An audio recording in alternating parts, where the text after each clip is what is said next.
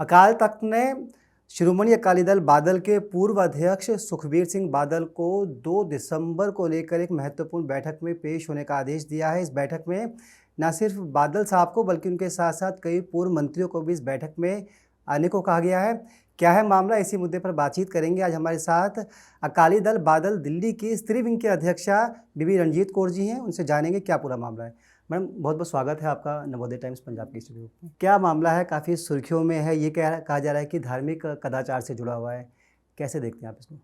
इसमें ये है कि श्री अकाल तख्त साहब जो सिखों की सिरमौर संस्था है और हम सभी वहाँ पे नतमस्तक होते हैं, चाहे मतलब कोई भी सिख हो, एक आम सिख भी वहाँ पे नतमस्तक होता है क्योंकि सबसे बड़ी हमारी वही संस्था है। तो उसमें श्रोमणी अकाली दल के जो हमारे प्रधान जी सरदार सुखबीर सिंह बादल और उनके साथ जो पूरी कैबिनेट थी उस समय, जब ये उनको लगता है कि राम रहीम को माफ़ी दी गई या जो भी चीज़ें हुई, तो उसके लिए सारी कैबिनेट को बुलाया गया क्योंकि कंप्लेन करी थी किस दूसरों ने, तो इसीलिए उनको वहाँ बुलाया गया और वो नेक्स्ट डे ही जब उनको बुलाया गया तो वो पेश हो गए थे सुखबीर सिंह बादल जी। तो उन्होंने जाके वहाँ पे अपना जो लिखित में था सारी प्रेज़ेंटेशन वो दे दी थी।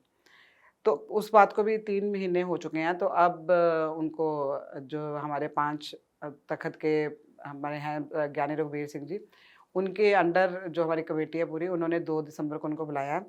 क्योंकि उसमें उन्होंने बुलाया कि एक तो पुरानी कोर कमेटी जो थी, पूरी कोर कमेटी जो उस समय इन्वॉल्व थी, साथ में उनको भी बुलाया गया। और साथ में जो प्रेज़ेंट इस समय प्रेज़िडेंट हैं हमारे हरजिंदर सिंह धामी जी, जो श्रोमणी कमेटी के, उनको भी बुलाया गया। ताकि वो अब बुला के उनसे जो भी उन्होंने जवाब सवाल करने हैं, तो वो करेंगे ही क्योंकि हमारा धार्मिक मामला है। तो जैसे यहाँ पे सुप्रीम कोर्ट होती है हमारे नेशनल पे, उसमें हमारी सुप्रीम कोर्ट वही है। अब देखते हैं वो 2 दिसंबर को क्या सज़ा सुनाते हैं या क्या करते हैं, ये उन्हीं के ऊपर डिपेंड करता है। विपक्षी पार्टी ऐसा मसले पर सियासत कर रही है और वो कह रही है कि इस मामले में उनको सज़ा मिलनी चाहिए।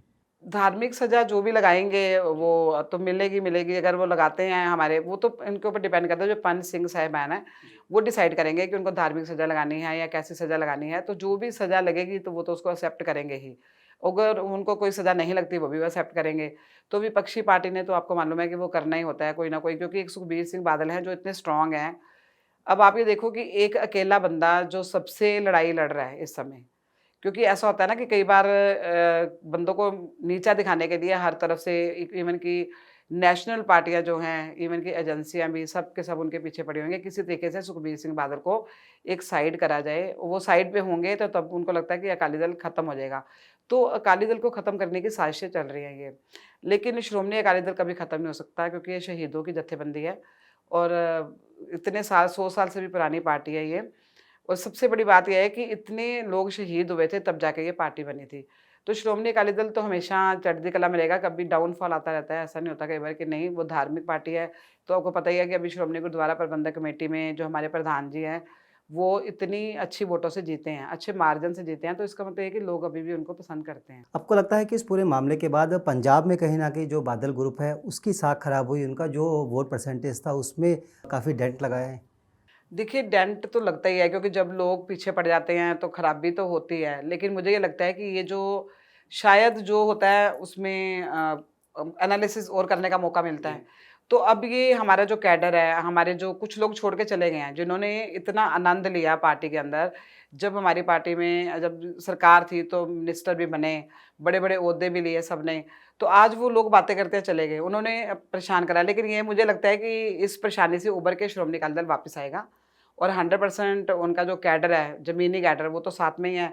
तो दोबारा से उभर के और लोगों के बीच में जाके काम करेगा, क्योंकि अगर आप पब्लिक की बात करें ना, मैं तो पंजाब जाती रहती हूँ, तो लोग यही कहते हैं कि जितना काम श्रोमणी अकाली दल की सरकार ने करा है, उतना काम कभी किसी ने करा ही नहीं है। जितनी रोड्स बनी हैं और जितनी निशानियाँ बनी हैं शहीदों की, और वहाँ पे इतनी निशानियाँ बनी हुई हैं, जैसे कि विरासत-ए-खालसा बना हुआ है और चप्पड़-चिड़ी का मैदान है। बहुत सारी निशानियाँ ऐसी हैं जो कि सिर्फ़ श्रोमणी अकाली दल, क्योंकि धार्मिक वाली पार्टी थी ना हमारी, तो उन्होंने बहुत सारी चीज़ें बनाई हैं और कुछ भी पंजाब में सुधरा नहीं है। इवन कि आप दरबार साहब चले जाओ, तो वहाँ जितना सुंदरीकरण करा था अकाली दल सरकार ने, अब वहाँ जाके देख लो, वहाँ कोई सफाई नहीं है। जो बाहर की रोड्स हैं, आप जाओ, आप देखो, वहाँ पे कुछ भी नहीं है। जितनी सफाई होती थी, जितनी सारी दुकानों के नाम एक जैसे कर दिए थे, तो संभालना तो इन्होंने है ना, जिनकी सरकार है। जी। चूँकि आप अकाली दल से जुड़ी हुई हैं और दिल्ली की महिला विंग के अध्यक्ष भी हैं, क्या कुछ आपकी प्लानिंग है? कैसे दिल्ली में अकाली दल को मजबूत करेंगी? क्या कुछ आप करने वाली हैं? देखिए, हमारा जो प्लान है दिल्ली में अभी माता गुजरी जी की 400 साला शताब्दी आई हुई है। इसलिए हमने इनको मतलब वो मनाएँगे, हम शताब्दी मनाएँगे, फिर 350 साला शहीदी गुरुपर्व भी आ रहा है गुरु तेग बहादुर जी का। वो भी हम प्लान कर रहे हैं कि हम जितने हमारे 46 वार्ड हैं, सारे के सारे 46 वार्डों में हम सारे समागम कराएँगे, सारे प्रोग्राम कराएँगे, ताकि वो लोग हमसे जुड़ सकें धार्मिक तरीके से। वैसे बहुत सारे लोग हमसे जुड़े भी हुए हैं, लेकिन ये प्रोग्राम करने हमारे लिए बहुत इम्पोर्टेंट है, ताकि हम लोगों को अवेयर कर सकें अपने धर्म के बारे में, अपनी विरासत के बारे में लोगों को बता सकें और प्रोग्राम कर सकें। 46 वार्डों में ये प्रोग्राम करने जा रहे हैं हम विदिन मंथ। जी, मैडम एक सवाल ये है कि जो एलजी साहब द्वारा जो 84 के पीड़ित हैं, उनको जिस तरह से फिर से समाज की मुख्य धारा में जोड़ा जा रहा है, कैंप लगाए जा रहे हैं, नौकरियाँ दी जा रही है, इसको अकाली दल कैसे देखता है? एलजी साहब ने अच्छा काम करा है, जो काम बढ़िया करा है उसकी हमें तारीफ़ करनी चाहिए, क्योंकि देर से ही सही, क्योंकि 84 को आप देख लो कितने साल हो गए हैं, उसके बाद कि 47 लोगों को अभी जॉब मिली है। तो अभी काफ़ी सारे मतलब 700-800 के करीब लोग हैं जो रहते हैं। उसके लिए अब ये है कि वो सर्वे करेंगे, सर्वे करके उनके परिवारों को भी जॉब मिलेगी, जो कि मिलनी चाहिए, क्योंकि 84 में जो हुआ था वो सिखों की, मैं कहती हूँ, नस्लकुशी थी, कत्लेआम था। लोग कह देते हैं दंगा, मैं दंगा नहीं मानती उसको, क्योंकि दंगा वो होता है जब 2 तरफ से होता है।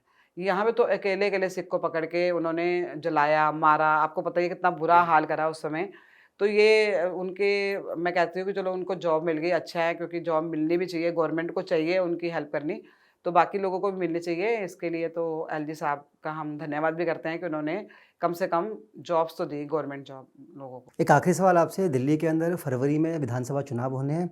आपको क्या लगता है, पिछले 3 बार से दिल्ली में आम आदमी पार्टी की सरकार है, इससे पहले कांग्रेस की सरकार रही और शुरुआत में भाजपा रही दिल्ली के अंदर 93 से 98 के बीच में।